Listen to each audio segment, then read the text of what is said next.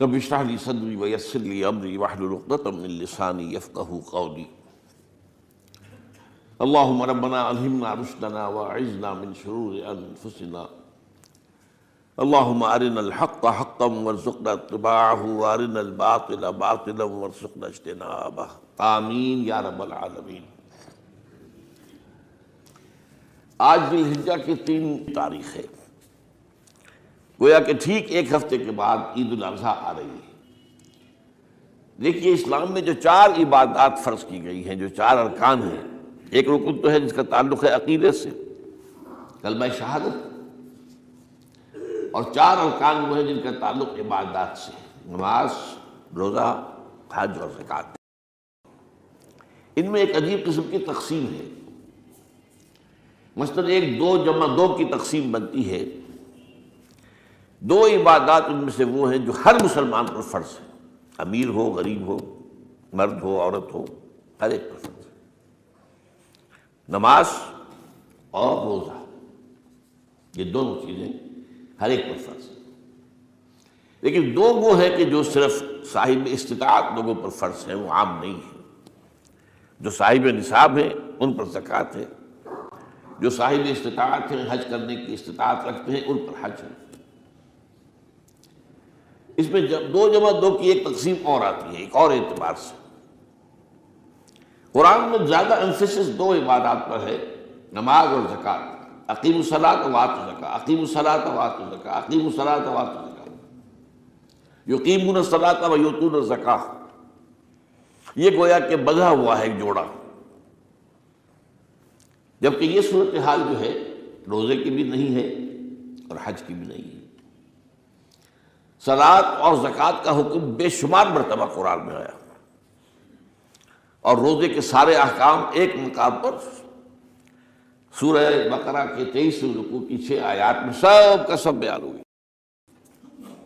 باقی تو بعض جگہوں پر اس کا صرف اس اعتبار سے تذکرہ ہے کہ اگر کوئی کفارہ ادا کرنا ہے اس کے لیے اتنے روزے رکھ لو، ورنہ یہ ہے کہ روزے کا اپنی جگہ پر مستقل بذات جو ہے وہ ذکر یا حکم موجود نہیں۔ اس اعتبار سے غور کیجئے، حج کا معاملہ بھی یہی ہے۔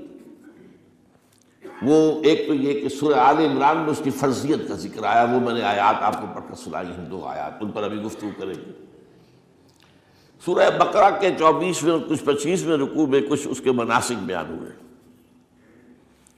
سورہ حج کے 4تھے رکوع میں اس کے مناسک بیان ہوئے، بس باقی پورے قرآن میں تو اس کا ذکر نہیں ہے۔ تو اس اعتبار سے فرق ہو گیا 2 جمع 2 کا۔ لیکن یہ جو جن کی اہمیت اس اعتبار سے کم ہو گئی ہے، اللہ تعالیٰ کی عجیب حکمت نظر آئی کہ ہماری جو 2 عیدیں ہیں وہ ان 2 عبادات کے ساتھ منسلک کر دی گئی۔ روزوں کے اختتام پر عید الفطر، حج کے ساتھ عید الاضحیٰ۔ تو گویا کہ ان 2 عبادات کی اہمیت میں اگر کسی درجے میں کوئی کمی محسوس ہوتی ہے قرآن مجید کے بیان کے حوالے سے، تو اس کی تلافی اس سے ہو جاتی ہے کہ عیدین ہماری 2 ہی عیدیں ہیں، 2 ہی تہوار ہیں، اور وہ ان 2 عبادات کے ساتھ جوڑ دیے گئے۔ اب آخری بات سمجھیے، 3 جمع 1 کی بھی ایک تفریق ہے۔ 3 عبادات وہ ہیں جو مؤقت ہیں، صرف یعنی معلق بالزمان، ان کا تعلق وقت کے ساتھ ہے، یہ نہیں کہ کسی خاص جگہ سے متعلق ہے۔ نماز ہر جگہ فرض ہے، ہاں البتہ اس کا وقت آئے گا، اگر سورج جو ہے نصف النہار سے ڈھلکے گا تو ظہر کا وقت ہوگا۔ اگر کسی وجہ سے اللہ تعالیٰ کی حکمت ہو کہ سورج وہیں کا وہیں کھڑا رہ جائے تو ظہر کا وقت آئے گا ہی نہیں، ظہر فرض ہوگی ہی نہیں۔ مغرب اسی وقت فرض ہوگی جب کہ سورج غروب ہو جائے۔ اگر کسی وجہ سے سورج غروب نہ ہو، اور کیا پتہ یہ ساری باتیں جو ہیں قیامت کا جو زلزلہ آنے والا ہے اس میں یہ ساری ہی باتیں ہونے والی ہیں، سورج مغرب سے طلوع ہوگا یہ تو وضاحت کے ساتھ کہا گیا ہے، تو مغرب کا وقت نہیں آئے گا۔ اسی طریقے سے رمضان کا مہینہ آئے گا تو روزے فرض ہوں گے۔ اس حوالے سے یہ زمانے کا تعلق تو ہے لیکن کسی مکان سے کوئی تعلق نہیں۔ حج وہ ہے جس کے تقریباً تمام مناسک جو ہیں وہ ایک خاص مقام پر ادا ہوتے ہیں۔ آپ سفر کر کے جائیے، مکہ مکرمہ جائیے، اللہ کے گھر کا طواف کیجیے، پھر وہاں سے جو بھی روانگی ہوتی ہے یوم الترویہ 8 ذی الحجہ کو نکلیے اور جا کر منا میں قیام کیجیے ایک رات، پھر 9 کی صبح کو نکلے عرفات جائیے، عرفات میں شام تک قیام رہے گا، لیکن مغرب کی نماز کے وقت کے بعد وہاں سے نکلیں گے، مغرب وہاں پڑھیں گے نہیں، وہ جا کر مزدلفہ میں پڑھی جائے گی عشاء کے ساتھ ملا کر، چاہے کتنی دیر ہو جائے۔ بہرحال یہ ساری چیزیں ایک خاص مقام کے ساتھ ہیں، منسلک ہیں، ہر جگہ پر یہ ادا نہیں ہو سکتا۔ اب اس میں دیکھیے حکمت نظر آ رہی ہے، چونکہ حج جو ہے ایک خاص جگہ پر ایک خاص مقام سے وابستہ ہے، اس کے ساتھ جو عید الاضحیٰ وابستہ کی گئی ہے، یہ گویا کہ حج ہی کے ایک رکن کو پھیلا دیا گیا ہے۔ قربانی جو مناسک حج میں بڑی اہمیت کی حامل ہے، اسے عام کر دیا گیا۔ تم مدینہ مکے تو نہیں پہنچ سکے ہو، لیکن یہاں پر قربانی کے اندر تو شریک ہو جاؤ۔ اور بعض مشابہتیں اور بتائی گئی ہیں کہ ذی الحجہ کا چاند طلوع ہو جائے تو اس کے بعد حجامت نہ کراؤ، ناخن نہ کاٹو، وہ جو کچھ بھی آپ کو معلوم ہے احرام کی کچھ پابندیاں ہوتی ہیں، ایک مشابہت کسی درجے میں، ٹھیک ہے ہم وہاں نہیں ہیں لیکن ان کے ساتھ ایک مشابہت پیدا ہو رہی ہے۔ تو قربانی در حقیقت جو ہے عید الاضحیٰ وہ گویا کہ ایکسٹینشن ہے حج کی، کہ تمام عالم اسلام کے اندر جو ہے تمام مسلمان جہاں بھی کہیں ہیں وہ حج کے اس ایک منسک کے اندر شریک ہو جاتے ہیں۔ تو یہ میں نے چند باتیں تمہیداً عرض کی ہیں ان عبادات اربعہ کے بارے میں، ان کی جو ریلیٹیو حیثیت ہے ہمارے دین میں۔ اب آئیے حج کا معاملہ کیا ہے، وہ پورا ایک خاص علاقے سے متعلق ہے اور ایک خاص شخصیت سے متعلق ہے، یہ بھی نوٹ کر لیجیے۔ چنانچہ جو آیات میں نے آپ کو سنائی حج کے بارے میں، ان اول بیت وضع للناس للذی ببکۃ مبارکا وہدی للعالمین، یقیناً پہلا گھر جو بنایا گیا لوگوں کے لیے، یعنی اللہ کی عبادت کے لیے، کہ لوگ وہاں جمع ہوں اللہ کی عبادت کے لیے، وہ ہے جو بکہ میں ہے۔ بکہ اور مکہ یہ ایک ہی لفظ ہے، تورات میں بکہ کا لفظ آیا ہے، قرآن مجید میں مکہ۔ یہ تھوڑا فرق جو ہے یہ تلفظ کا ہو جایا کرتا ہے مختلف زبانوں کے اندر، جیسا کہ آپ کو معلوم ہوگا کہ آج کل جو عرب کے لوگ ہیں وہ قاف کو گاف پڑھتے ہیں، گل گم، قم کی بجائے گم، قل کی بجائے گل، اقول لک اقول لک، وہ گاف۔ تو یہ جو ہے فرق ہو جاتا ہے۔ تو بکہ، وادی بکہ، یہ ہے در حقیقت مکہ مکرمہ۔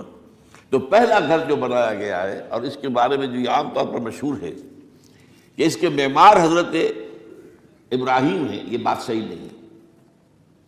اس کے معمار اول حضرت آدم علیہ السلام خود، اول بیت ہے نا، پہلا گھر۔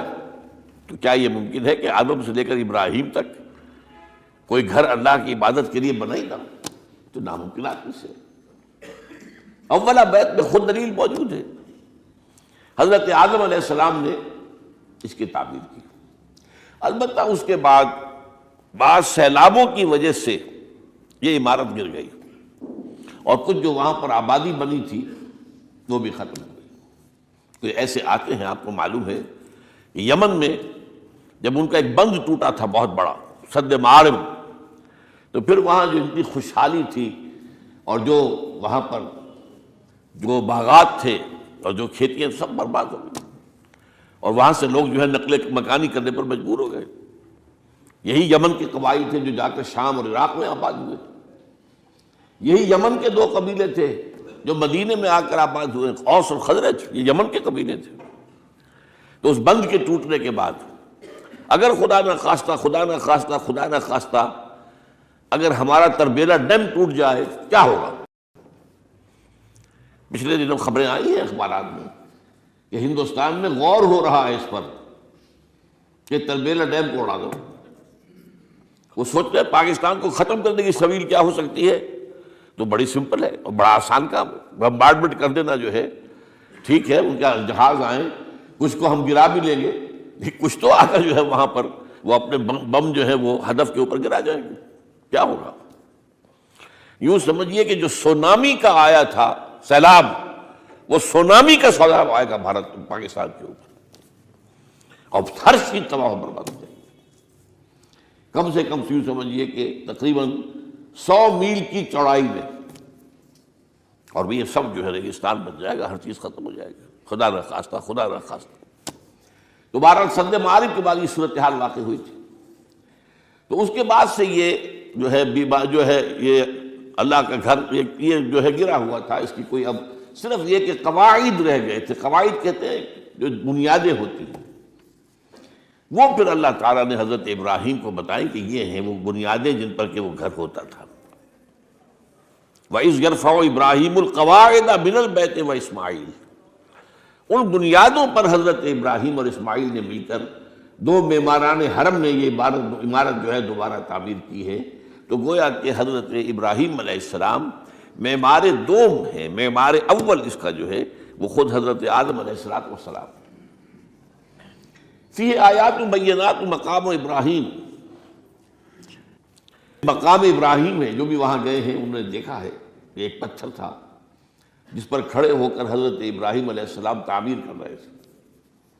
اب آج تو آپ کو معلوم اسکیفولڈنگ لگ جاتی ہے، بانس لگ گئے، یا آج کل تو جو ہے پائپس جو ہے لوہے کے اس سے لگا کر، تو جیسے جیسے عمارت اٹھتی جا رہی ہے اسی طریقے سے اس کے ساتھ جو ہے وہ چل رہے ہیں اور ان کے اوپر کھڑے ہو کر تعمیر ہو رہی ہے. تو اس وقت کچھ نہیں تھا. تو ایک پتھر ایسا تھا کہ جو خود بخود اٹھتا تھا پھر اللہ تعالیٰ کے اٹھانے سے، یا یوں کہیے کہ ملائکہ کے اٹھانے سے، اور اسی پر حضرت ابراہیم کھڑے ہو کر وہ پتھروں کے اوپر پتھر رکھتے جا رہے تھے. اور اس کی وجہ سے اس پتھر کے اوپر کتنی دیر کھڑے رہنا ہوا ہوگا حضرت ابراہیم علیہ السلام کا کہ اس پر ان کے پاؤں کے نشان بن گئے. وہ ہے مقام ابراہیم، جو آپ نے دیکھا ہوگا کہ وہاں ایک بہت خوبصورت قسم کا ایک پنجرا سا بنا ہوا ہے اور اس کے اندر وہ مقام ابراہیم ہے. اور جب بھی طواف کرتے ہیں تو طواف کے بعد 2 رکعتیں جو ہے وہ پڑھی جاتی ہیں ابراہیم، مقام ابراہیم کے پیچھے جتنا بھی قریب تر ہو کر پڑھا جا سکے، لیکن بہرحال رخ ادھر ہے. تو فی آیات بینات مقام ابراہیم ومن دخلہ کان آمنا. تو ایک تو یہ کہ وہ نشانیاں ہیں، وہ اللہ تعالیٰ جن لوگوں کی کہ دل کی آنکھ کھلی ہو، روحانی آنکھیں کھلی ہو، ان کو دکھاتا ہے.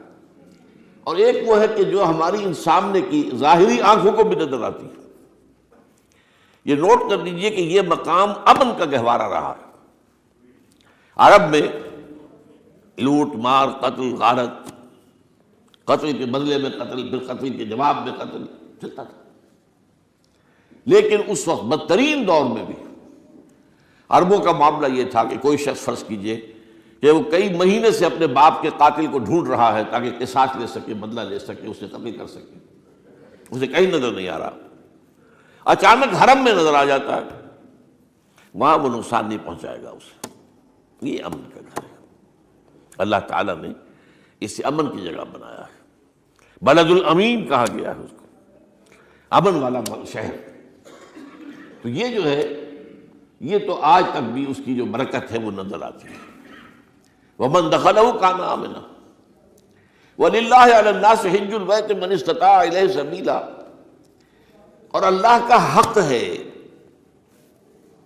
اپنے بندوں پر کہ وہ حج کریں اس کے اس گھر کا جو کوئی بھی استطاعت رکھتا ہو سفر کی.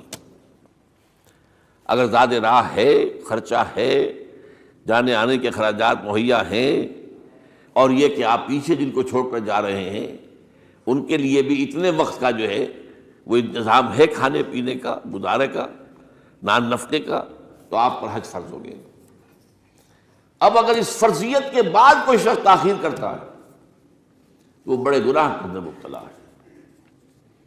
جیسے ہی فرضیت ہو جائے، پہلا کام جو ہے، پہلا قرض جو ہے یوں سمجھیے یہ اللہ کا قرض ہے بندوں پر.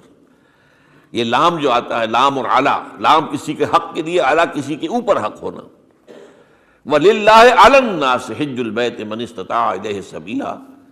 یہ تو اللہ کا حق ہے لوگوں پر، لوگوں کے ذمے، یہ قرض ہے اللہ کا کہ اس کے گھر کا حج کریں، جائیں، طواف کریں، اور جو بھی اس کے مناسک ہیں ادا کریں، اور وہیں پر قربانی کا بھی ہے۔ لِيَشْهَدُوا مَنَافِعَ لَهُمْ وَيَذْكُرُوا اسْمَ اللَّهِ فِي أَيَّامٍ مَّعْلُومَاتٍ عَلَىٰ مَا رَزَقَهُم مِّن بَهِيمَةِ الْأَنْعَامِ فَكُلُوا مِنْهَا وَأَطْعِمُوا الْبَائِسَ الْفَقِيرَ، اسی کے اندر جو ہے مناسک کے اندر قربانی بھی ہے۔ افریقہ میں آپ کو معلوم ہے، شمالی افریقہ میں زیادہ تر لوگ جو ہیں جیسے کہ ہندوستان پاکستان میں ہیں ویسے ہیں، لیکن آپ جنوب میں چلتے جائیے تو رنگ گہرا ہوتا چلا جائے گا، انتہائی سیاہ رنگ وہ بھی ہے، سب آ رہے ہیں، شکلیں جدا ہیں، زبانیں جدا ہیں، لیکن سب کے سب جو ہے ایک ہی نغمہ ان کی زبان پر ہے ایک ہی نغمہ، کہیں واضح کہیں مبہم، وہ ایک ہی مذہب، لبیک اللہم لبیک لبیک لا شریک لک لبیک ان الحمد والنعمت لک والملک لا شریک لک۔ اب یہ ترانہ ہے، توحید کا ترانہ ہے، اور گونج رہی ہے اس وقت، آپ اندازہ نہیں کر سکتے کہ وہ پوری سرزمین گونج رہی ہوگی اس ترانے کے ساتھ، کیونکہ تھوڑی دیر کے بعد نئے قافلے داخل ہو رہے ہیں۔ ابھی ایک قافلہ جو ہے اس نے صحیح مکمل کی ہے، شامل ہو گیا، بلکہ اس کے دوران ہی ابھی اس کا ختم نہیں ہوا کہ تیسرا قافلہ چلا رہا ہے۔ وہ تو یہاں تو ظاہر بات ہے کہ میں نے چونکہ ایک نقشہ اپنی نگاہوں سے دیکھا ہے، مدینہ منورہ سے اور مکہ مکرمہ جاتے ہوئے رات کے وقت، کہ کہیں جو ہے وہ روشنیوں کی وہ قطار ٹوٹتی ہی نہیں تھی، مسلسل معلوم ہوتا ہے کہ سڑک کے اوپر گاڑی ہے، مسلسل، کہیں اس کے اندر وقفہ ہی نہیں، اتنے بڑے پیمانے پر